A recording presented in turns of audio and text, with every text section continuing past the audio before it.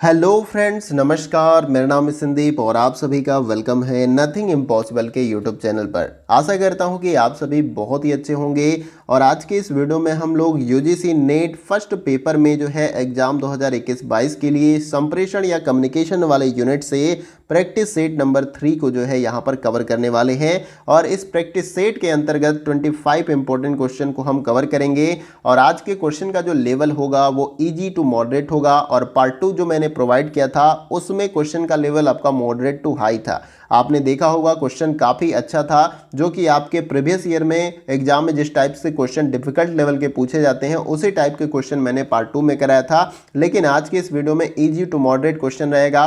फिर पार्ट 4 में मैं आपको फिर से मॉडरेट टू हाई जो क्वेश्चन का लेवल है उस टाइप के क्वेश्चन कंप्लीट कराऊंगा। तो चलिए फ्रेंड्स, समय को थोड़ा भी जाया नहीं करते और वीडियो को स्टार्ट करते हो। क्वेश्चन नंबर 1 को देखते हैं।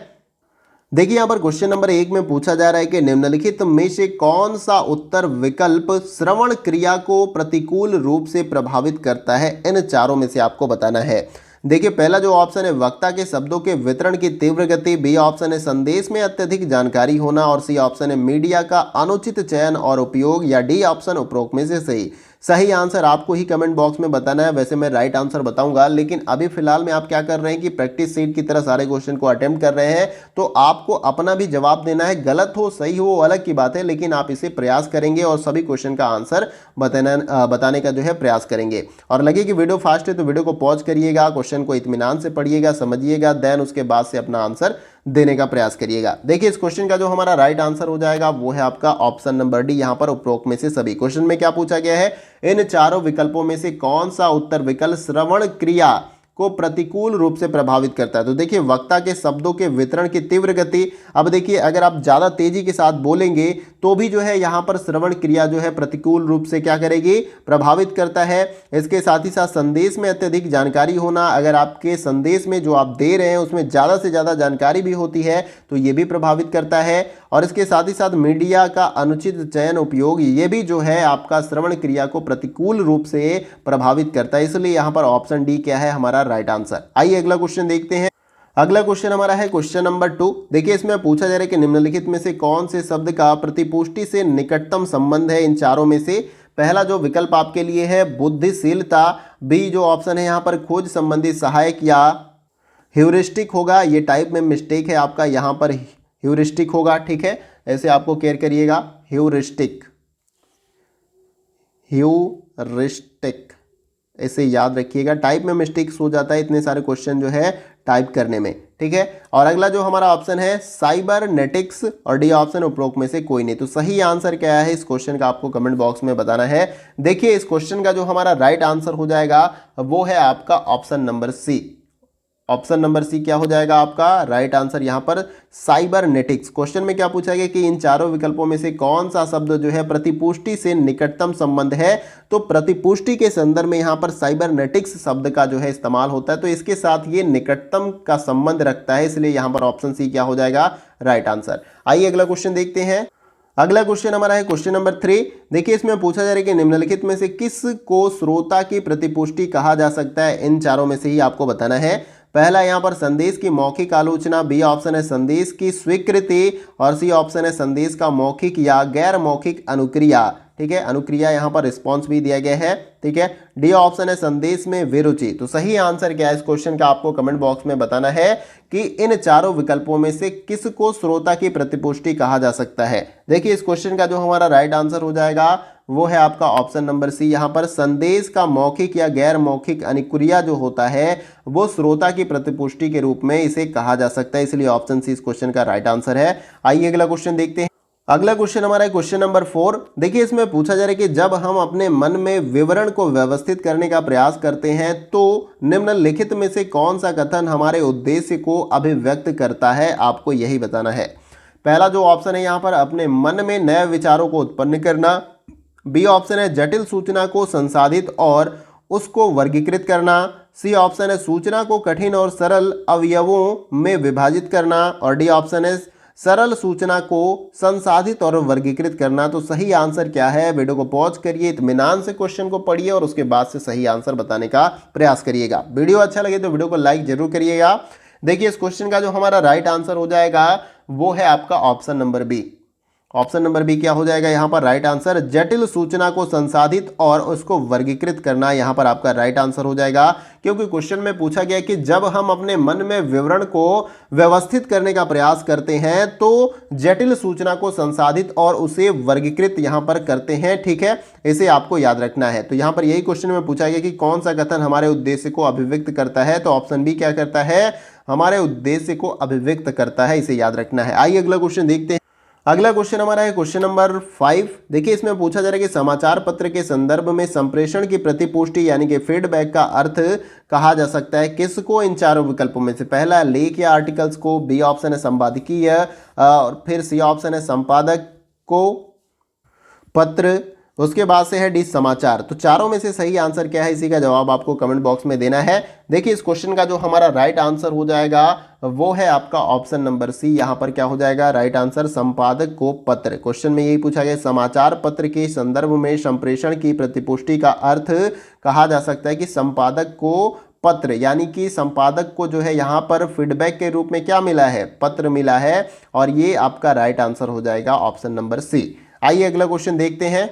अगला क्वेश्चन हमारा है क्वेश्चन नंबर 6। देखिए इसमें पूछा जा रहा है कि संप्रेषण के संकेत वाचन का अर्थ क्या है इन चारों में से। पहला है संदेश का मूल्यांकन, बी है विचारों का कूटों में अनुवाद, और सी ऑप्शन है संदेश की अस्वीकृति, और डी ऑप्शन है संदेश की व्याख्या। तो सही आंसर क्या है आपको कमेंट बॉक्स में है बताना। देखिए इस क्वेश्चन का जो हमारा राइट आंसर हो जाएगा वो है आपका ऑप्शन नंबर डी, यहाँ पर संदेश की व्याख्या। संप्रेषण के संकेत वाचन यानी डिकोड का अर्थ यहाँ पर क्या है, तो संदेशों की व्याख्या जो है इसका अर्थ होता है। आइए अगला क्वेश्चन देखते हैं।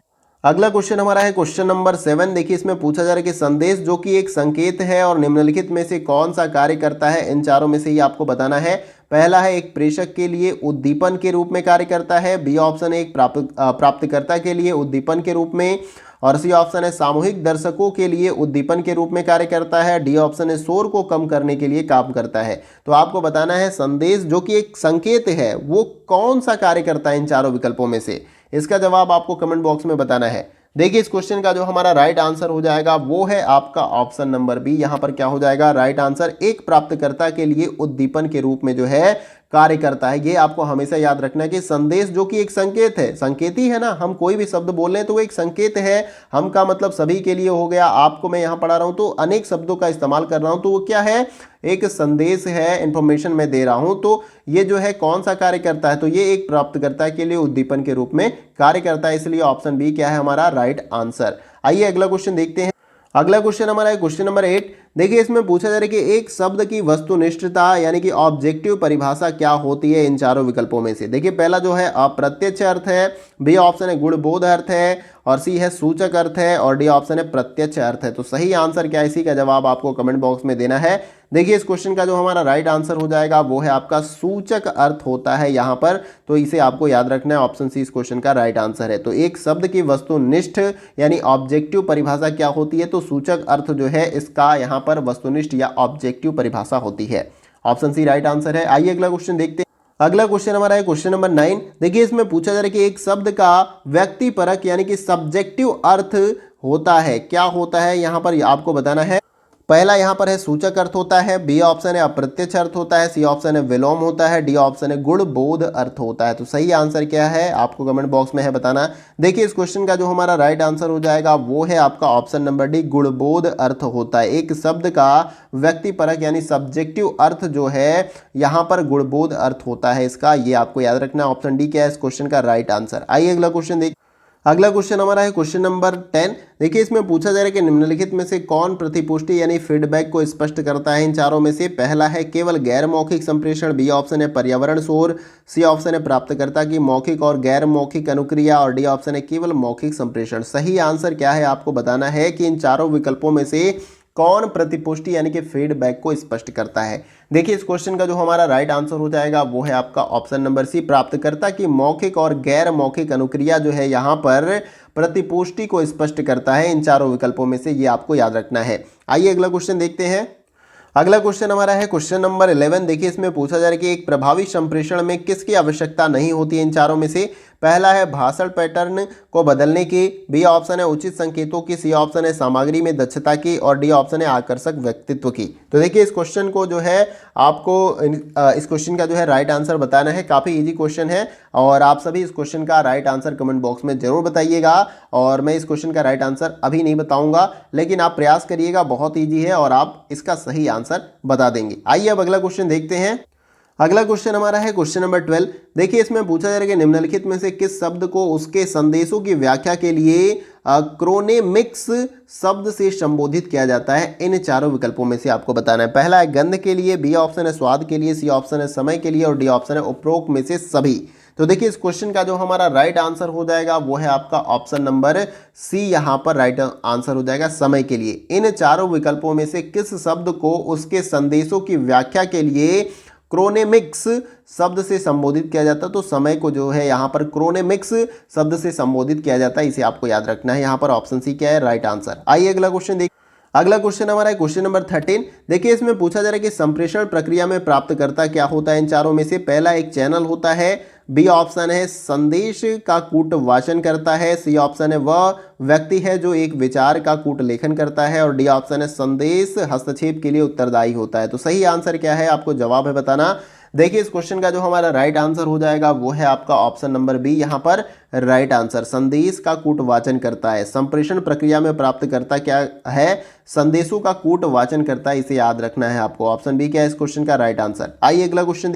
अगला क्वेश्चन हमारा है क्वेश्चन नंबर 14। देखिए इसमें पूछा जा रहा है कि निम्नलिखित में से कौन सा संप्रेषण चैनल का उदाहरण है? इन चारों में से आपको बताना है। पहला जो है यहाँ पर शोर है, बी ऑप्शन है संदर्भ है, सी ऑप्शन है प्रत्यक्ष वार्तालाप है, डी ऑप्शन है प्रतिपुष्टि है।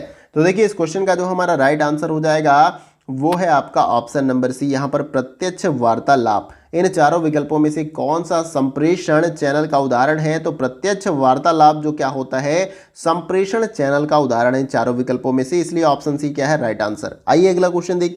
अगला क्वेश्चन हमारा है क्वेश्चन नंबर 15। देखिए इसमें पूछा जा रहा है कि निम्नलिखित में से कौन सा कथन अपने आप के बारे में जानकारी प्राप्त करने एवं उसकी व्याख्या के बारे में सही है? इन चारों में से आपको है बताना। देखिए पहला जो यहाँ पर ऑप्शन दिया गया है आपका, यह सदैव नकारात्मक होती है और यहाँ पर बी ऑप्शन है आपका यह सदैव सकारात्मक होती है, सी ऑप्शन है यह मूल्यों धारणाओं और पूर्व अनुभवों से जो है यहाँ पर संबंधित होती है और इसके साथ ही साथ लास्ट ऑप्शन है उपरोक्त में से कोई विकल्प सही नहीं है। तो सही आंसर क्या है, इसका जवाब है आपको कमेंट बॉक्स में बताना। देखिए इस क्वेश्चन का जो हमारा राइट आंसर हो जाएगा वो है आपका option number C. Option number C क्या है यहाँ पर राइट आंसर, यह मूल्यों धारणाओं और पूर्व अनुभवों से संबंधित होती है, इसे आपको है याद रखना। क्योंकि क्वेश्चन में क्या पूछा गया कि इन चारों विकल्पों में से कौन सा कथन अपने आप के बारे में जानकारी प्राप्त करने एवं उसकी व्याख्या के बारे में सही है? तो यह मूल्यों धारणाओं और पूर्व अनुभवों से संबंधित होती है। तो ये जो है आपका राइट आंसर हो जाएगा इस क्वेश्चन का ऑप्शन नंबर सी। आइए अगला क्वेश्चन देखिए। अगला क्वेश्चन हमारा है क्वेश्चन नंबर 16। देखिए यहाँ पर यह दिया गया कि श्रवण जो है क्या है, उसके संदर्भ में 4 विकल्प दिए गए हैं और आपको इसमें से सही आंसर बताना है। पहला है एक जटिल प्रक्रिया हो सकती है, बी ऑप्शन है यह एक बाध्य कार्य है और सी ऑप्शन है यह एक स्वाभाविक होती है, ठीक है, एक स्वाभाविक होती है और डी ऑप्शन है एक सहज ढंग से घटने वाली शारीरिक प्रक्रिया है। तो श्रवण क्या है इन चारों में से? राइट आंसर कमेंट बॉक्स में है आपको बताना। देखिए इस क्वेश्चन का जो हमारा राइट आंसर हो जाएगा वो है आपका ऑप्शन नंबर ए, एक जटिल प्रक्रिया हो सकती है। श्रवण क्या है, एक जटिल प्रक्रिया है। ऐसा तो है नहीं कि श्रवण आप बहुत इजीली अब हो जाता है, श्रवण का मतलब सुनना होता है। यह एक बाध्य कार्य है, ऐसा तो है नहीं कि यह आप सुन रहे हैं तो ये कोई बाधित है कि आप सुन नहीं सकते हैं, ठीक है, तो ये आपका गलत है। फिर यहाँ पर नेक्स्ट जो है एक स्वाभाविक होती है, तो ऐसा नहीं कि स्वाभाविक श्रवण जब आपकी इच्छा करती है तभी आप सुनते हैं। और यहाँ पर डी जो है आपका एक सहज ढंग से घटने वाली शारीरिक प्रक्रिया, तो ये भी आपका नहीं होगा, लेकिन यह एक जटिल प्रक्रिया हो सकती है। तो यहाँ पर ऑप्शन ए आपका राइट आंसर हो जाएगा। आशा करता हूँ कि आप सभी ने इस क्वेश्चन का राइट आंसर कमेंट बॉक्स में बताया होगा। आइए अगला क्वेश्चन देखते हैं। अगला क्वेश्चन हमारा है क्वेश्चन नंबर 17। देखिए इसमें पूछा जा रहा है कि निम्न में से किसको हम श्रवण के प्रति उत्तर देने वाला कथन कह सकते हैं इन चारों में से?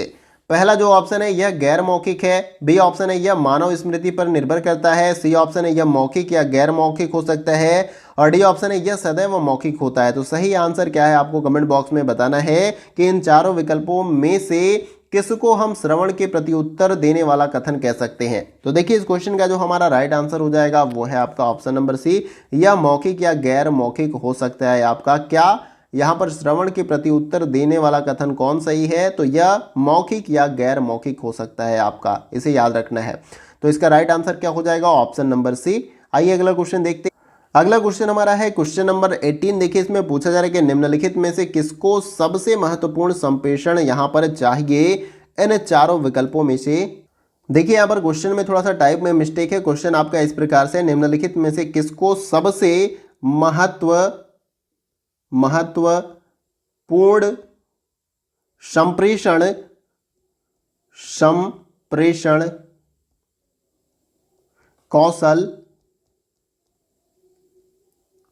कौशल जो है माना जाना चाहिए। ठीक है, माना जाना चाहिए। ठीक है, यहां पर इस प्रकार से क्वेश्चन है कि निम्नलिखित में से किसको सबसे महत्वपूर्ण संप्रेषण कौशल माना जाना चाहिए, इन चारों विकल्पों में से है आपको बताना। पहला है सक्रिय श्रवण को, बी ऑप्शन है वस्तुपरक श्रवण को, सी ऑप्शन है अप्रतिरोधी श्रवण को, और डी ऑप्शन है निष्क्रिय श्रवण को। तो इस क्वेश्चन का राइट आंसर क्या है आपको कमेंट बॉक्स में बताना है। तो देखिए इस क्वेश्चन का जो हमारा राइट आंसर हो जाएगा वो है आपका option number A. Option number A क्या हो जाएगा आपका, यहाँ पर राइट आंसर हो जाएगा सक्रिय श्रवण को जो है यहाँ पर संप्रेषण कौशल जो है माना जाना चाहिए। क्वेश्चन में क्या पूछा गया था कि निम्नलिखित में से किसको सबसे महत्वपूर्ण संप्रेषण कौशल माना जाना चाहिए। तो जो सक्रिय श्रवण होता है ये जो है आपका क्या होगा, महत्वपूर्ण संप्रेषण कौशल होगा। तो ऑप्शन ए क्या है इस क्वेश्चन का राइट आंसर। आइए अगला क्वेश्चन देखते हैं। अगला क्वेश्चन हमारा है क्वेश्चन नंबर 19। देखिए इसमें पूछा जा रहा है कि निम्नलिखित में से ऐसी कौन सी तकनीक है जो एक सक्रिय श्रोता द्वारा प्रयोग की जा सकती है इन चारों विकल्पों में से। पहला है वक्ता के अर्थ की संक्षिप्त व्याख्या करना, बी ऑप्शन है चिंता अभिव्यक्त करना, और सी ऑप्शन है वक्ता के अर्थ की व्याख्या करना, और डी ऑप्शन है वार्तालाप के माध्यम से अपनी राय प्रकट करना। तो सही आंसर क्या है इस क्वेश्चन का कमेंट बॉक्स में आपको है बताना। देखिए इस क्वेश्चन का जो हमारा राइट आंसर हो जाएगा वो है आपका ऑप्शन नंबर ए। यहाँ पर वक्ता के अर्थ की संक्षिप्त व्याख्या करना यहाँ पर राइट आंसर हो जाएगा, क्योंकि क्वेश्चन में क्या पूछा गया है कि इन चारों विकल्पों में से कौन सी तकनीक है जो एक सक्रिय श्रोता द्वारा प्रयोग की जा सकती है। तो वक्ता के अर्थ की संक्षिप्त व्याख्या करना ही जो है एक सक्रिय श्रोता द्वारा जो है प्रयोग किया जा सकता है। यहाँ पर यह तकनीक आपको याद रखना है, कौन सा, ऑप्शन नंबर ए। आइए अगला क्वेश्चन देखते हैं। अगला क्वेश्चन हमारा है क्वेश्चन नंबर 20। देखिए इसमें पूछा जा रहा है कि निम्नलिखित में से किसको हम प्रभावी श्रवण में शामिल कर सकते हैं इन चारों में से। पहला जो है असहमति की स्थितियों का निष्पादन, और बी ऑप्शन है विस्तृत विश्लेषण, और सी ऑप्शन है संदेश का व्यक्तिनिष्ठ अर्थ निकालना, और डी ऑप्शन है संदेश की प्रतिपुष्टि। तो सही आंसर क्या है इसका जवाब आपको कमेंट बॉक्स में है बताना। देखिए इस क्वेश्चन का जो हमारा राइट आंसर हो जाएगा वो है आपका ऑप्शन नंबर डी। यहाँ पर संदेश की प्रतिपुष्टि आपका क्या हो जाएगा, राइट आंसर, यानी कि ऑप्शन डी इस क्वेश्चन का राइट आंसर है। क्योंकि क्वेश्चन में देखिए पूछा गया है कि इन चारों विकल्पों में से किसको हम प्रभावी श्रवण में शामिल कर सकते हैं। तो संदेश की प्रतिपुष्टि यहाँ पर जो है इसको हम प्रभावी यहाँ पर श्रवण के अंतर्गत जो है शामिल कर सकते हैं, इसलिए ऑप्शन डी क्या है राइट आंसर। आइए अगला क्वेश्चन। अगला क्वेश्चन हमारा है क्वेश्चन नंबर 21। देखिए इसमें पूछा जा रहा है कि संप्रेषण के संदर्भ में शारीरिक गतिविधियों के वर्गीकरण को क्या कहा जाता है इन चारों में से। पहला है प्रतीक कहा जाता है, बी ऑप्शन है गैर मौखिक, सी ऑप्शन है प्रदर्शन, और डी ऑप्शन है काइनेसिक्स कहा जाता है। तो देखिए इस क्वेश्चन का जो हमारा राइट आंसर होगा वो है आपका ऑप्शन नंबर डी, यहाँ पर राइट आंसर हो जाएगा। काइनेसिक्स कहा जाता है, क्यों, संप्रेषण के संदर्भ में शारीरिक गतिविधियों के वर्गीकरण को यहाँ पर काइनेसिक्स कहा जाता है, इसे आपको याद रखना है। आइए अगला क्वेश्चन देखते हैं। अगला क्वेश्चन हमारा है क्वेश्चन नंबर 22। देखिए इसमें पूछा जा रहा है कि निम्नलिखित में से कौन सा शब्द चेहरे की गतिविधियां जो भावात्मक अर्थ को संप्रेषित करती हैं उसके संदर्भ में प्रयुक्त किया जा सकता है इन चारों विकल्पों में से। पहला है प्रदर्शन, बी है प्रतीक, सी ऑप्शन है चक्षु संपर्क, और डी ऑप्शन है उपरोक्त में से कोई नहीं। सही आंसर क्या है इसका जवाब आपको कमेंट बॉक्स में बताना है। देखिए इस क्वेश्चन का जो हमारा राइट आंसर हो जाएगा वो है आपका ऑप्शन नंबर ए, प्रदर्शन।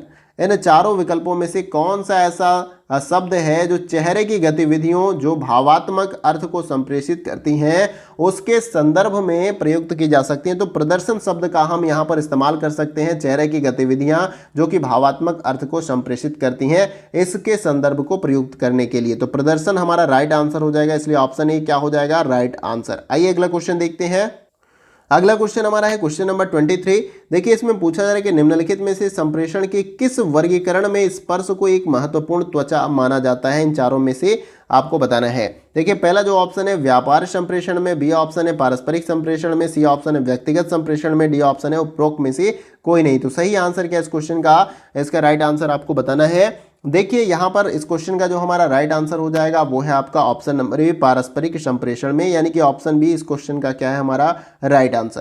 क्वेश्चन में पूछा गया है कि इन चारों विकल्पों में से संप्रेषण के किस वर्गीकरण में स्पर्श को एक महत्वपूर्ण तत्व माना गया है। तो यहाँ पर पारस्परिक संप्रेषण में जो है यहाँ पर आपका स्पर्श को एक महत्वपूर्ण तत्व माना जाता है, इसे आपको याद रखना है, इसलिए ऑप्शन बी क्या है राइट आंसर। आइए अगला क्वेश्चन देखते हैं। अगला क्वेश्चन हमारा है क्वेश्चन नंबर 24। देखिए इसमें पूछा जा रहा है कि निम्नलिखित में से कौन सा तत्व प्रभावी संप्रेषण के संदर्भ में सबसे कम महत्वपूर्ण माना जाता है, इन चारों में से बताना है। पहला है भाषा पर पूर्ण नियंत्रण, बी ऑप्शन है उपरोक्त शब्दावली, सी ऑप्शन है आकर्षक व्यक्तित्व, डी ऑप्शन है संपादित होने वाली सामग्री पर पूर्ण नियंत्रण। तो इन चारों में से सही आंसर क्या है, आपको जवाब देना। देखिए इस क्वेश्चन का जो हमारा राइट आंसर हो जाएगा वो है आपका ऑप्शन नंबर सी, क्या हो जाएगा राइट आंसर।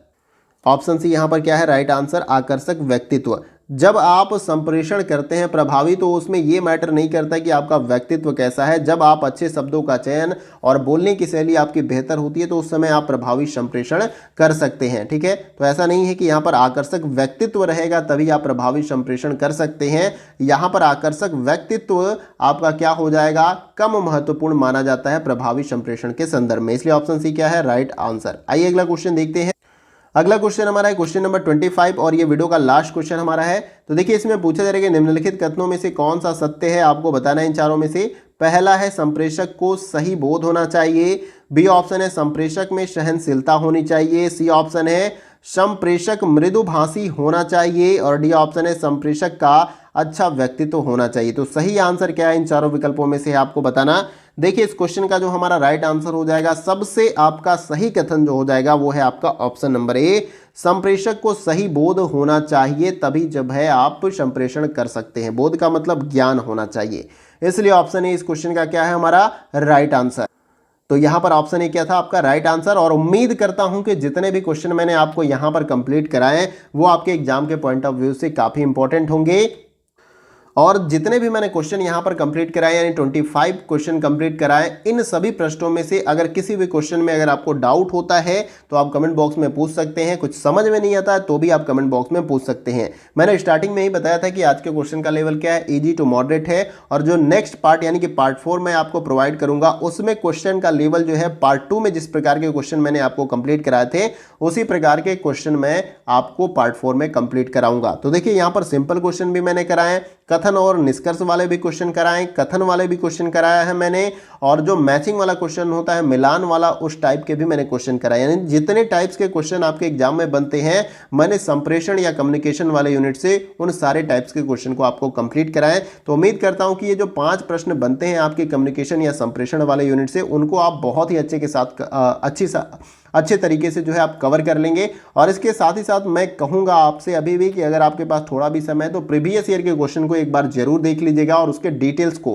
ठीक है, आपको बहुत ही अच्छे से आइडिया लग जाएगा और क्वेश्चन का कॉन्सेप्ट भी समझ में आएगा और क्वेश्चन को आप बहुत ईजी वे में सॉल्व भी कर लेंगे। देखिए किसी भी एग्जाम को क्रैक करने के लिए प्रीवियस ईयर के क्वेश्चन को आपको अच्छे से सॉल्व करना चाहिए। एक तरह से कह लीजिए कि आपके एग्जाम को क्रैक करने में ये बैकबोन का काम करता है, ठीक है। तो काफी इंपॉर्टेंट होता है किसी भी एग्जाम के बारे में मैं कह रहा हूं, ऐसा नहीं कि यूजीसी नेट हो या कोई भी एग्जाम हो, एसएससी हो या फिर यूपीएससी, बैंक, पीओ, कोई भी एग्जाम आप दे रहे हैं तो उसके प्रीवियस ईयर के क्वेश्चन को आप जरूर 2-4 साल के जो अभी अपडेटेड एग्जाम हुए रहते हैं तो उनको जरूर एक बार जो है आप सॉल्व कर लें अच्छे से डिटेल्स के साथ, वहां से आपको काफी हेल्प मिलेगी। तो यहां पर आप भी अगर अभी तक आपने प्रीवियस ईयर के क्वेश्चन पेपर को अच्छे से सॉल्व नहीं किया तो उसको सॉल्व करिए, काफी हेल्प मिलेगी। 2-4 यूनिट में बार बार बताता हूं आपको, जैसे रीडिंग कॉम्प्रिहेंशन वाला हो गया और इसके साथ ही साथ जो है आपका डीआई वाला क्वेश्चन हो गया और मैथ और रीजनिंग का जो क्वेश्चन होता है अगर आप प्रीवियस ईयर को जो है अच्छे से सॉल्व कर लेंगे तो यहां से सारे क्वेश्चन आपके बन जाएंगे।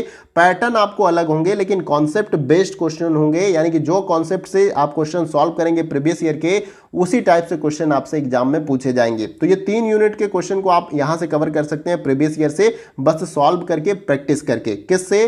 जो बोध वाला है आपका रीडिंग कॉम्प्रिहेंशन, कौन सा, और नेक्स्ट यूनिट है DI यानी डाटा इंटरप्रिटेशन, और इसके साथ ही साथ जो मैथ का और रीजनिंग का क्वेश्चन आता है तो वहां से भी जो है क्वेश्चन को आप प्रीवियस ईयर के सॉल्व करके जो क्वेश्चन पेपर होता है आप सारे क्वेश्चन को कवर कर लेंगे। तो आशा करता हूं कि इससे भी आपको काफी हेल्प मिलेगी। और भी कुछ नहीं समझ में आता है आपको एग्जाम के रिलेटेड या रिगार्डिंग, तो आप जो है कमेंट बॉक्स में पूछ सकते हैं। और उम्मीद है कि 1 से 2 दिन के अंदर जो है आपका एडमिट कार्ड भी आई होप कि शो होने लगे। एडमिट कार्ड नहीं शो होगा तो जो आपका जो एक लिस्ट आपको जारी होता है NTA या UGC नेट की तरफ से कि किस किस सब्जेक्ट का कब कब एग्जाम है, तो वो लिस्ट अभी जल्दी ही जारी होगी। और जैसे ही ऑफिशियल कोई नोटिस आता है एग्जाम से रिलेटेड तो मैं उसके बारे में अपडेट दे दूंगा। और जो अफवाह होती है उससे थोड़ा सा सावधान रहा करिए, क्योंकि जो भी आपको देखना है खुद से भी जाकर देखना है तो आप NTA के ऑफिशियल वेबसाइट पर चले जाइए, UGC नेट की वेबसाइट पर, वहां पर आपको ऑथेंटिक इन्फॉर्मेशन मिल जाएगा। आप मुझसे भी, मैं जो इन्फॉर्मेशन देता हूं उससे भी संतुष्ट नहीं है तो आप ऑफिशियल वेबसाइट पर खुद से जाकर गूगल में सर्च करके जाइए, NTA लिखिएगा फर्स्ट पे, यानी सबसे पहले ही उसकी ऑफिशियल वेबसाइट आती है। और UGC नेट भी आप लिखेंगे तो सबसे पहले UGC नेट की वेबसाइट आती है, तो वहां पर क्लिक करिए और जाके आप उस नोटिफिकेशन को डाउनलोड करिए और उसे पढ़िए। और कहीं से भी आपको व्हाट्सएप से और कहीं से भी आपको किसी भी तरीके से कोई भी इंफॉर्मेशन मिलती है तो उससे थोड़ा सा परहेज करिए, या तो एक बार आप ऑफिशियल वेबसाइट पर जाकर वेरीफाई कर लीजिए, ठीक है। तो इस प्रकार से आप भ्रामक खबरों से बच सकते हैं। तो उम्मीद करता हूं कि वीडियो का सेशन आप सभी को अच्छा लगा होगा। अच्छा लगे तो एक लाइक दबा के हमारा अप्रिसिएशन और मोटिवेशन बनाए रखें, ताकि आपके लिए हम इसी प्रकार से वीडियो लाते रहें।